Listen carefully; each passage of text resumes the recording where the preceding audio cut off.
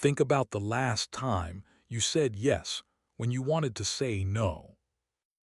Maybe you said yes to a favor, but you did not have time for it. Maybe you said yes to a plan that already tired you out. Maybe you agreed to something you knew you would regret. You said yes, but inside something felt wrong.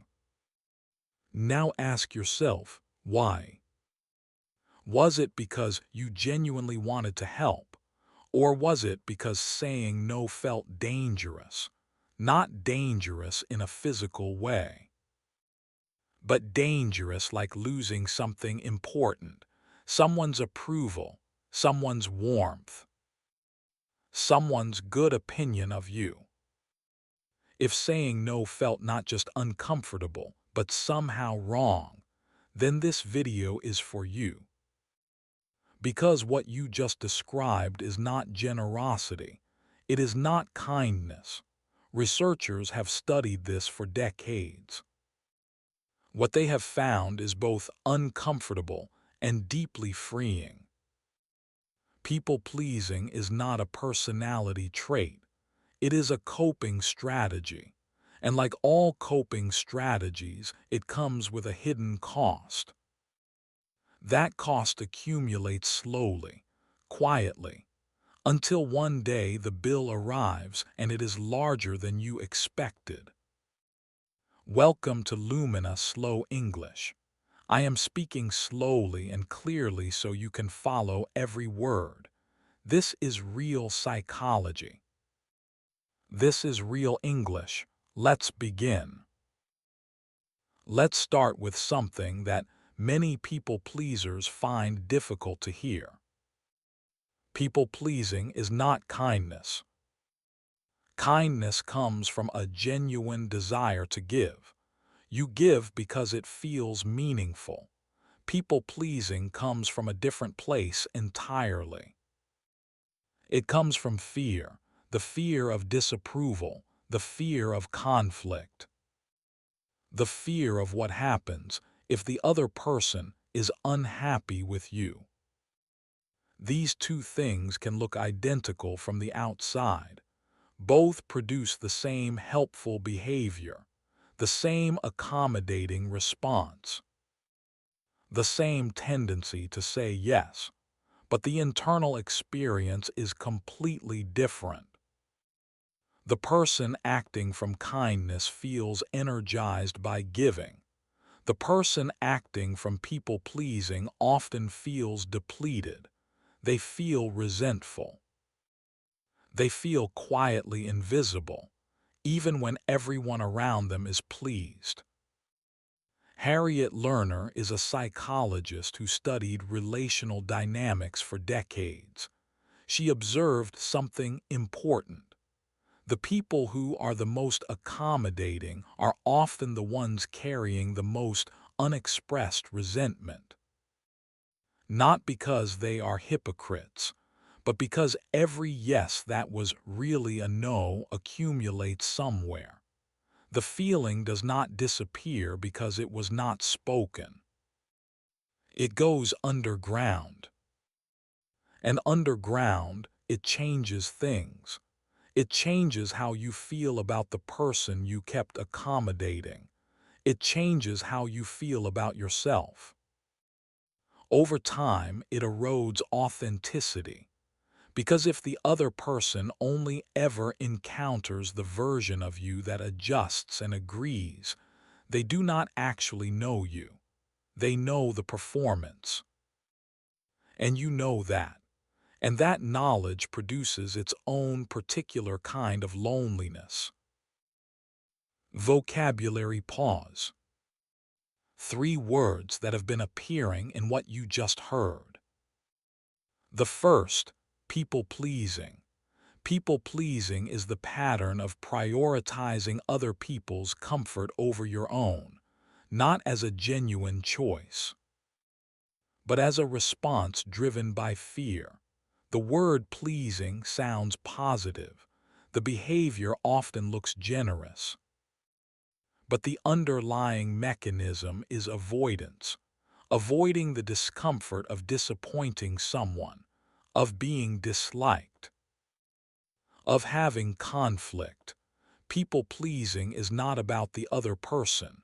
It is about managing your own fear. The second, approval. Approval is the sense of being accepted and valued by another person. We all need some approval. It is a basic social need. But approval becomes a problem when you treat it as a necessity. When you need approval to feel safe, your behavior becomes organized around earning it. And a life organized around earning approval is a life where your own needs and boundaries are always negotiable. The third, resentment.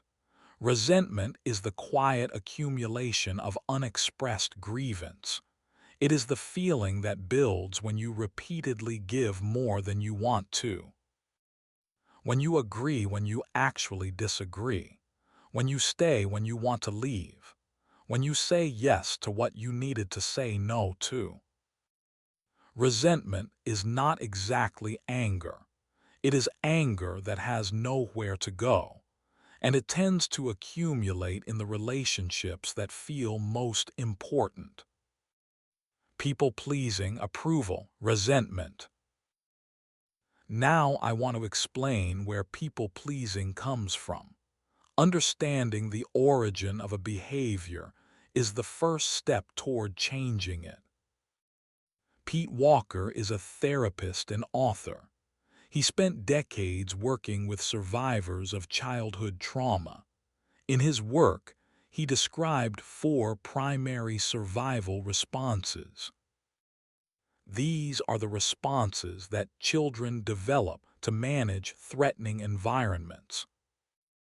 Most people know 3 of them: fight, flight. Freeze. Fight means becoming aggressive in response to threat. Flight means withdrawing and escaping. Freeze means becoming immobile and going numb. Walker identified a 4th response, one that receives much less attention. He called it the fawn response.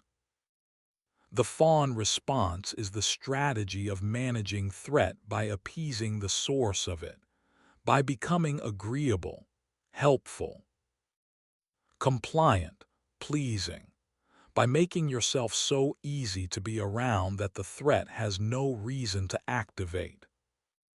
Think about a child in a dangerous or unpredictable environment, a child who cannot fight, who cannot flee. For that child, learning to read other people's emotional states is survival. Learning to anticipate what they need, providing it before they can become unhappy. In that specific context, it works. It is genuinely intelligent. The child who develops a fawn response learns something important. My safety depends on other people being comfortable with me. If I can keep them comfortable, I am protected. If they are displeased with me, I am vulnerable. The problem is that this response does not update automatically when the context changes. The adult who learned to fawn in childhood brings that response into adult relationships, professional relationships, romantic relationships, friendships, contexts where the original threat is no longer present. But the nervous system still behaves as if it is. The boss who is mildly disappointed is not a real danger. The friend who is momentarily frustrated will not abandon them. But the fawn response cannot always tell the difference. And so the behavior continues. People-pleasing in adults is often, at its root, a fawn response that has outlived the environment that created it. Vocabulary pause. 3 more words. The first, fawn response. The fawn response is a survival strategy based on appeasement. It means becoming agreeable, helpful, and pleasing in order to neutralize a threat.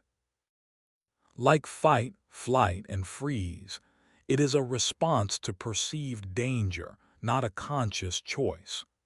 People who developed a strong fawn response in childhood often do not experience people-pleasing as a decision. They experience it as the only safe option. Recognizing it as a learned response, rather than a fixed personality trait, is the first step toward having more choice about it. The second, hypervigilance. Hypervigilance means being in a constant state of alert. In the context of people-pleasing, it refers to the constant monitoring of other people's emotional states. Their tone of voice, their facial expression, their level of satisfaction. The people-pleaser often knows what other people are feeling more reliably than they know what they themselves are feeling. Their attention has been externally focused for so long that internal awareness has become secondary. They know what others need, but they have stopped asking what they need. The third, compliance. Compliance means going along with what others want or expect. In psychology, compliance is different from genuine agreement. Compliance means your outward behavior matches what is expected, even when your inner experience does not match. A person who complies is not in agreement. They are in performance. And long-term compliance is saying and doing what is expected while suppressing what is real, produces a specific kind of exhaustion, not the tiredness that comes from lack of sleep, but the tiredness that comes from being someone other than yourself for too long. Fawn response, hypervigilance, compliance. Now let me tell you about a woman I will call Sophia. Sophia was described by everyone at her workplace as the most dependable person in the office. She never said no. She took on extra projects without being asked. She stayed late when others left early. She remembered everyone's birthdays. She covered for colleagues. She responded to messages at 11 o'clock at night. She was promoted twice in 3 years. At the celebration dinner for her second promotion, someone made a toast. They called her the person who makes this place work. Everyone agreed. She smiled. And driving home afterward, she felt something she could not explain. A flatness, an emptiness. A sense that something had gone wrong, even though every external measure said everything had gone right. What Sophia recognized slowly over the years that followed was this. No one at that dinner knew what she actually thought. No one knew what she found boring, or difficult, or unfair. No one had ever heard her disagree. No one had ever seen her frustrated or uncertain, or simply tired. They knew a version of her, the version that was always available, always capable, always fine. That version, while genuinely impressive, was not her. She had spent years building a reputation for a performance of herself, and the exhaustion she felt was not the exhaustion of working hard. It was the exhaustion of never having put down the mask. Kristin Neff is a self-compassion researcher at the University of Texas at Austin. She describes this as the hidden cost of conditional approval. When your worth depends on always performing well, always being liked, always managing how others see you, the self you are protecting has nowhere to simply rest. There is no version of you that is allowed to be enough as it is. Everything depends on the response of the audience. Neff's research draws a careful distinction between two things: self-esteem and self-compassion. Self-esteem in its conventional form is contingent. It depends on performance, on comparison, on how others evaluate you. When things go well and people approve, self-esteem is high. When things go wrong or people are disappointed, self-esteem falls. This makes self-esteem inherently unstable and makes the pursuit of approval an exhausting, never-finished task. Self-compassion, by contrast, is unconditional. It is not earned by performance. It does not depend on others' evaluations. It is the capacity to treat yourself with the same basic warmth you would offer a close friend who is struggling, not because you have done enough, but because you are human. And being human is sufficient reason for basic kindness toward yourself. Neff found that people high in self-compassion showed better emotional resilience, less anxiety, less depression, more authentic relationships, and greater capacity to learn from mistakes without the paralysis of shame. And critically, people high in self-compassion were significantly less likely to engage in chronic people-pleasing, not because they did not care about others, they did, but because their sense of worth was not contingent on being approved of. They could tolerate someone being disappointed in them without experiencing it as a threat. And that tolerance, small as it sounds, is the thing that makes saying no possible. Which brings us to the word that people-pleasers most need to reclaim: boundaries. A boundary is not a wall.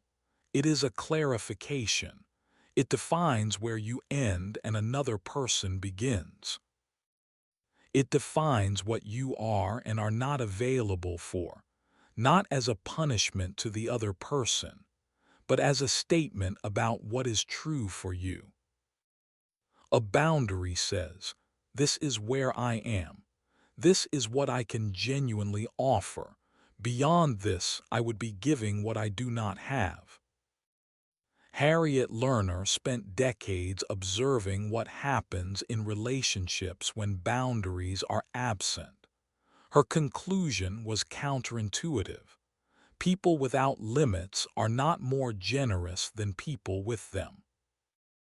They are more resentful, because every boundary that was not expressed became an unexpressed grievance, and every unexpressed grievance made the relationship slightly less real.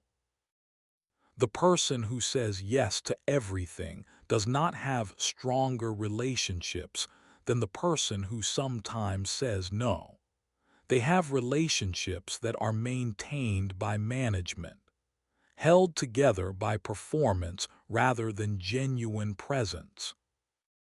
And managed relationships are exhausting in a way that is difficult to explain to anyone who has not lived inside one.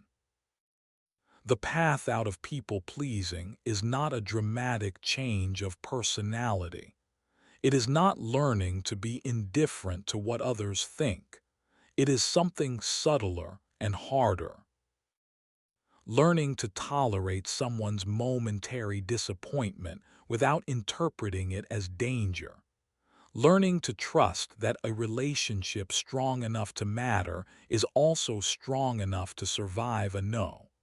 Learning to bring your actual self, the self that has limits, preferences, and disagreements to the relationships that are supposed to know you. Vocabulary pause. 3 final words. The first, boundaries. In psychology, boundaries are the limits and expectations that define how you are willing to engage in relationships, what you can offer, what you need, where your responsibility for others' emotions ends. Boundaries are not about keeping people out.